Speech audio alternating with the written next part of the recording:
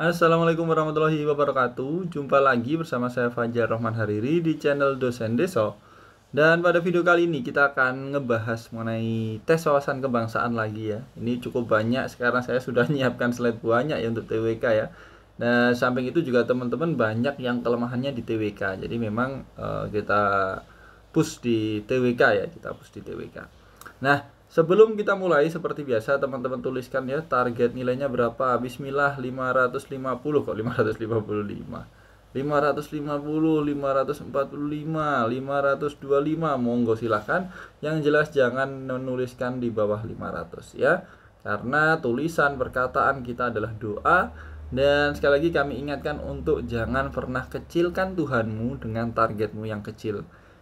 Ya, jadi Tuhanmu gampang ya, jadiin teman-teman jadi PNS itu gampang ya. Jadi masalah atau yang saya khawatirkan adalah kapasitasnya teman-teman ya. Sekali lagi ini konsepnya rezeki, jangan sampai kalau Tuhan udah nyiapkan seember teman-teman masih nyiapkan satu gelas aqua. Aduh, nanti rezeki yang pasti ada yang tumpah ya. Siapa tahu yang tumpah ini ternyata rezeki nip kan, kita nggak tahu. Jadi memang harus kita siapkan juga wadah yang gede, disiapkan ya, di-upgrade kapasitas dirinya.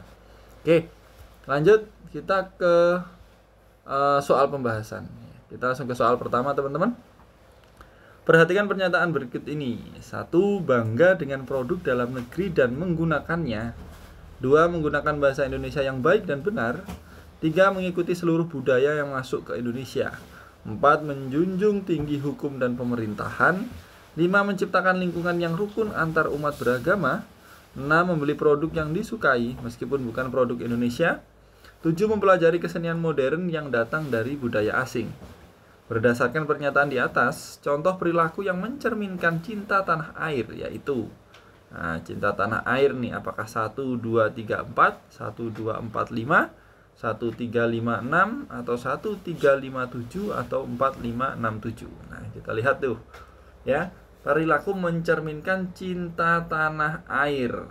Apakah bangga dengan produk dalam negeri menggunakannya? Oh iya jelas. Menggunakan bahasa Indonesia yang baik yang benar? Oh iya jelas. Mengikuti seluruh budaya? Ini belum tentu ya mengikuti seluruh ya. Menjunjung tinggi hukum dan pemerintahan? Oh iya. Menciptakan lingkungan yang rukun antar umat beragama? Iya. Membeli produk yang disukai meskipun bukan produk Indonesia? Oh enggak nih. Mempelajari kesenian modern, ini juga kurang. Jadi 1, 2, 4, 5. 1, 2, 4, 5 ini jawabannya B ya. Kita lihat benar B guys ya. Jadi contoh perilaku mencerminkan sikap tanah air ada macam-macam. Kita bangga dengan produk dalam negeri dan menggunakannya. Menggunakan bahasa Indonesia yang baik dan benar. Menjunjung tinggi hukum dan pemerintahan. Menciptakan lingkungan yang rukun antar umat beragama.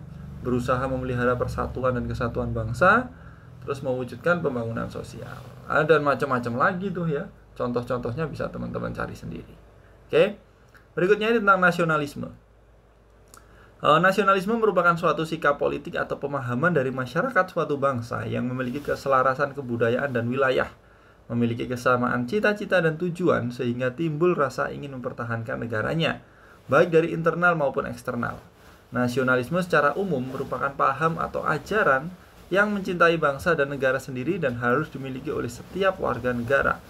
Namun pada saat ini banyak ditemukan fenomena generasi muda yang mengalami kepudaran terhadap jiwa nasionalisme.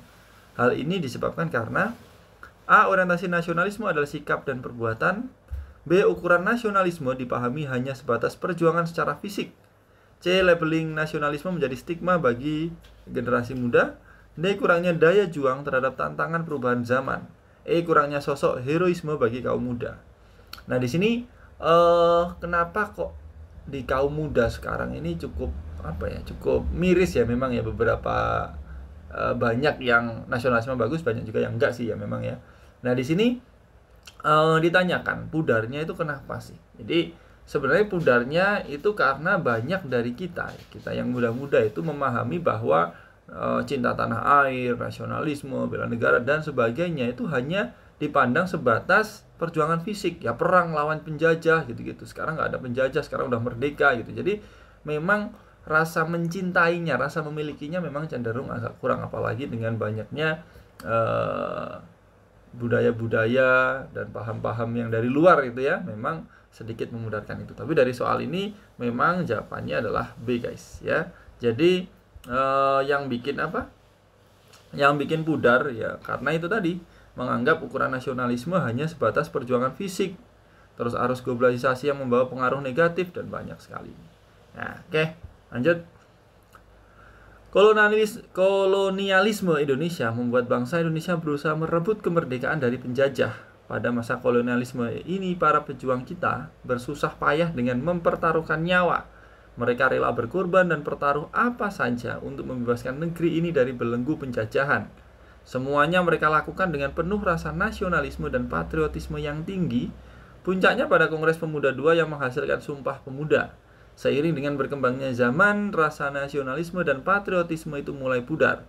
Fenomena generasi muda yang mengalami kepudaran terhadap jiwa nasionalisme disebabkan karena, nah ini mirip tapi jawabannya ini sedikit berbeda ya, pilihan jawabannya. Meskipun nanti jawabannya sama teman-teman. Ini kita lewatin aja. Ini kita kasih contoh beberapa bentuk soal yang kadang ditingkatkan grade-nya gitu ya. Sama sebenarnya soalnya. Nah, dari dua soal ini ya teman-teman, yang soal ini ya, kita sebenarnya bisa melihat dari kalimat terakhir ini. Nah, jadi kadang-kadang tipsnya adalah kayak gini. Ini mah nggak perlu dibaca, kita bisa baca dari kalimat terakhir. Mana nih? Nah ini. Fenomena generasi muda yang mengalami kepudaran terhadap jiwa nasionalisme disebabkan karena, nah ini bisa ya, apakah besarnya daya juang, apakah kurangnya sosok heroisme. Nah ini sebenarnya soalnya mirip, cuman diapain ya, disedikit. Nah ini, kurangnya sosok heroisme bagi kaum muda. Nah di sini dikembangin, kurangnya sosok heroisme kalangan muda akibat pengaruh globalisasi dunia gitu-gitu. Jadi sebenarnya soal-soal TWK itu bisa kita pelajari soal yang lots dulu. Nah, nanti HOTS itu biasanya nanti akan dikembangin dengan beberapa hal. Mungkin dari intronya, mungkin dari ada beberapa hal yang memang butuh analisa atau mikir gitu-gitu. Tapi core-nya memang dasarnya dari soal-soal yang biasa. Jadi jangan ditinggal soal-soal yang singkat-singkat itu, tetap dipelajari. Ya, siapa tahu soal yang keluar itu masih berhubungan dengan soal-soal yang pendek-pendek yang mungkin teman-teman temui di web atau di internet atau di share di grup-grup. Pokoknya tetap disiapkan semuanya, harus belajar ya. Lanjut. Berikut ini adalah perilaku yang mencerminkan keadilan di lingkungan sekolah. A. Siswa boleh meninggalkan lingkungan sekolah kapan saja. Oh ya enggak ya. Semua siswa diajak musyawarah untuk membahas program kegiatan sekolah. C. Partisipasi siswa dalam kegiatan ekstrakurikuler. D. Memberikan bantuan bagi siswa yang bermasalah. E. Menerapkan keadilan kepada semua siswa tanpa diskriminasi. Ini cukup jelas teman-teman, jawabannya adalah E ya. Kenapa? Karena konteks yang ditanyakan adalah keadilan. Nah ini sudah jelas termnya keadilan. Ini jelas jawabannya E guys. Nomor 5, ketika kita melihat suatu perbuatan yang mencerminkan ketidakadilan, kewajiban kita adalah A. Menghakimi bersama-sama dengan masyarakat. Wah ini budaya kita ini ya. Enggak lah. Ini budaya yang kurang baik. Lebih baik diam saja, ini juga kurang. Berusaha mencegah, melarangnya cukup baik. Memberi hukuman sebelum diketahui orang lain, waduh ini apa lagi nih. Bersikap masa bodoh, tidak mau mencari urusan orang lain, ini jelas enggak. Ini cukup jelas teman-teman, jawabannya adalah C ini ya, cukup jelas. Nah, C jawabannya. Oke, gitu dulu teman-teman. Semoga bermanfaat, dikit-dikit, yang penting istiqomah. Ya, semoga saya juga bisa istiqomah juga ya, sharing ke teman-teman. Sudah banyak sebenarnya. Ini video masih ada sekitar 25 video slide TWK, cuman kadang rekamannya ini yang kadang agak males ini ya. Ya, semoga bermanfaat. Saya selalu mendoakan buat teman-teman supaya diberikan kelancaran, kemudahan, diberikan kesehatan, keselamatan, pokoknya sukses untuk perjuangan teman-teman. Tidak hanya untuk perjuangannya meraih NIP tahun ini, tapi juga perjuangannya yang lain. Oke, sekian untuk video kali ini. Kurang lebihnya mohon maaf. Assalamualaikum warahmatullahi wabarakatuh. Bye-bye.